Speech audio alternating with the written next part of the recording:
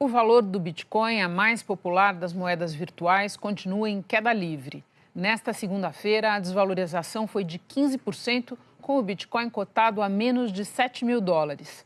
No dia 17 de dezembro do ano passado, ele chegou a valer 20 mil dólares. Desde então, o preço caiu 65%. E apesar do sobe e desce no preço do Bitcoin, muitos empresários foram até o Paraguai atrás de energia mais barata para instalar mineradoras de moedas virtuais. Pode até não parecer, mas isso aí é uma mineradora. Mas o que essas máquinas garimpeiras estão procurando não é ouro, são bitcoins. O processo de conquista das criptomoedas é tão competitivo que é comparado pelos investidores à corrida por metais preciosos. E tem mais chances o computador mais rápido. Funciona assim, as máquinas são todas conectadas a uma rede digital e trabalham para decodificar dados complexos, lançados por um sistema mundial a cada 10 minutos.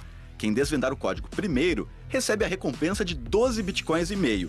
Então a gente tem que interpretar uma máquina como se fosse um funcionário teu dentro de uma grande mina.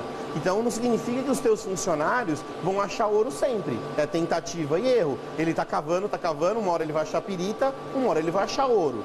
Quanto mais funcionários você tem, mais tentativa e erro você faz, maior é a sua produção no final do dia. Cidade do Leste, segundo o maior município paraguaio, se tornou um polo de produção de criptomoedas. 5 mineradoras já funcionam na cidade, todas de donos brasileiros. Neste barracão, 80% dos equipamentos instalados são de clientes de 10 países diferentes. Eles alugam o espaço da mineradora para que as máquinas fiquem aqui funcionando o tempo todo. O principal atrativo para esses investidores é o custo da energia elétrica bem mais barato no Paraguai. No Paraguai, o custo médio da energia é de 7 centavos de dólar por quilowatt. No Brasil, o custo mínimo é de 28 centavos de dólar por quilowatt. A conta de luz da mineradora é, em média, o equivalente a cerca de 420 mil dólares por mês. No Brasil, esse valor seria o equivalente a mais de 2 milhões e meio de dólares. Além dos 6 mil computadores, a mineradora ainda precisa de muita ventilação. É que com as máquinas rodando 24 horas por dia, o calor ali dentro beira o insuportável. Estamos falando em 60 graus e às vezes até 80 graus de temperatura.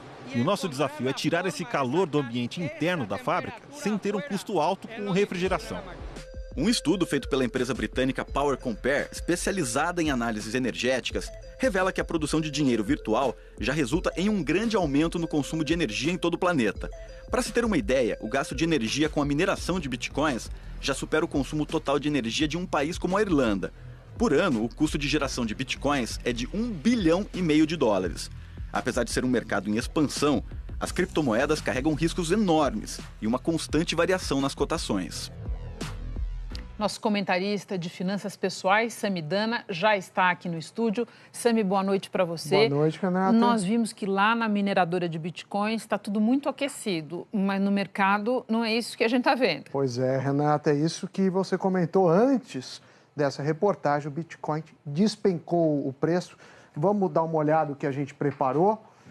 Primeira coisa, eu trago para você aí de casa um estudo da Susan Athey, é uma professora.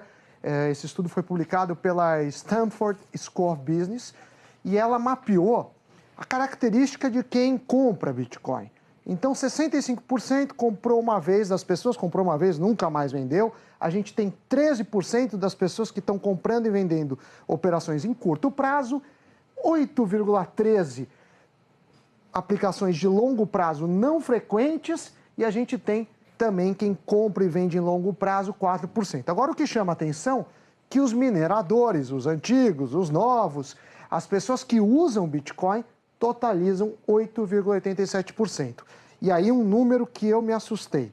De todo mundo que ela mapeou, só 0,36% das pessoas usam de fato como moeda, ou seja, pagam alguma conta em Bitcoin, e aí você vê como está distante ainda o uso como moeda. Então esse é o primeiro ponto que a gente levantou. Aí a gente vai para o próximo, em que a gente tem um artigo do Journal of Monetary Economics, que é um dos principais periódicos acadêmicos. É muito difícil publicar algo nesse tipo de jornal. E aí eles mostram que Bitcoin teve fraude. Eles analisaram um período lá em 2013, mas não quer dizer que foi o único período que teve fraude. E mostrou que nos dias que tinha suspeita de fraude, o Bitcoin sumiu. E subiu muito.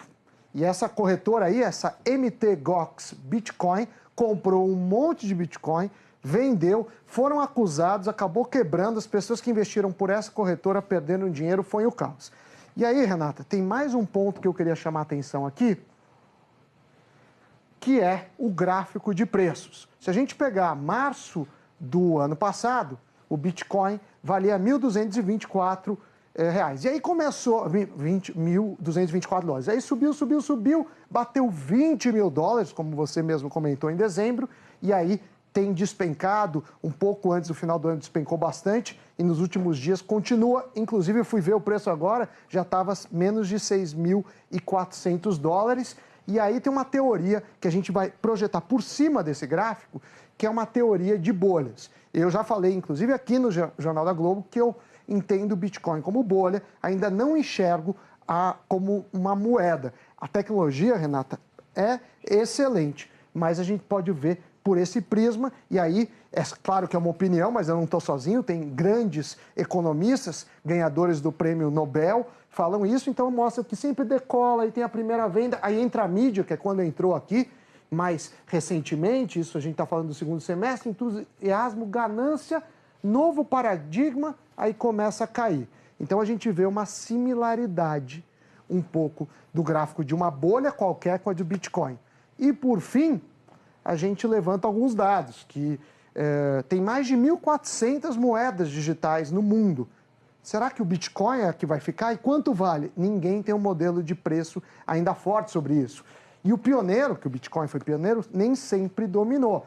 Por exemplo, o Facebook não é a primeira rede social, a gente tinha um Orkut. Quebrou. O BlackBerry era o primeiro smartphone, também sumiu do mercado. O Alta Vista, ele era um buscador, o Google atropelou ele. O que eu queria falar é que 60%, que já não é mais, isso foi quando a gente fez isso, o telão agora já está em 68%, não é ajuste. A mesma coisa do dólar, que fechou a 3,25, de repente ir para 1,30. Na verdade, 68% daria 1,05. Então, muito cuidado com o Bitcoin, a tecnologia é bacana, mas sobre preços ainda é muito risco. Muito obrigada, Sami. Até semana que vem. Até a próxima. Tchau, tchau.